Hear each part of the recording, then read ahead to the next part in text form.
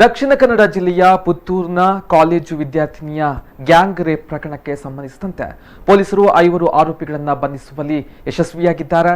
ಈ ಕೃತ್ಯದಲ್ಲಿ ಶಾಮೀಲಾದ ಪುತ್ತೂರಿನ ಖಾಸಗಿ ಕಾಲೇಜಿನ ವಿದ್ಯಾರ್ಥಿಗಳಾದ ಗುರುನಂದನ್, ಪ್ರಜ್ವಲ್, ಕಿಶನ್, ಸುನಿಲ್ ಹಾಗೂ ಪ್ರಖ್ಯಾತ್ ಬಂಧನಕ್ಕೆ ಒಳಗಾದ ವಿದ್ಯಾರ್ಥಿಗಳಾಗಿದ್ದಾರೆ. ಆರೋಪಿಗಳ ಪತ್ತೆಗಾಗಿ ದಕ್ಷಿಣ ಕನ್ನಡ ಜಿಲ್ಲಾ ಪೊಲೀಸ್ ವರಿಷ್ಠಾಧಿಕಾರಿ 4 ತಂಡಗಳನ್ನು ರಚಿಸಿ ಕಾರ್ಯಾಚರಣೆಯನ್ನ ಕೈಗೊಂಡಿದ್ರು. ಫೆಬ್ರವರಿ ತಿಂಗಳಿನಲ್ಲಿ ಈ ಪ್ರಕರಣ ನಡೆದಿದ್ದು, ಅತ್ಯಾಚಾರವನ್ನ ಈ ಕೀಚಕರು ವಿಡಿಯೋ ಚಿತ್ರೀಕರಣ ಕೂಡ ಮಾಡಿದ್ರು. ಆರೋಪಿ ವಿದ್ಯಾರ್ಥಿಗಳ ನಡುವೆ ಕಾಲೇಜು ಚುನಾವಣೆಗೆ ಸಂಬಂಧಿಸಿದಂತೆ ವೈಮನಸ್ಸು ತಲೆದೋರಿದ ಕಾರಣ ಆರೋಪಿಗಳಲ್ಲಿ ಓರ್ವ ಈ ವಿಡಿಯೋವನ್ನ ಸಾಮಾಜಿಕ ಜಾಲತಾಣದಲ್ಲಿ ವೈರಲ್ ಮಾಡಿದ್ದ. ಬಂಧಿತ ಆರೋಪಿಗಳನ್ನ ಪುತ್ತೂರು ಪೊಲೀಸರು ನ್ಯಾಯಾಲಯದ ಮುಂದೆ ಹಾಜರುಪಡಿಸಲಿದ್ದಾರೆ.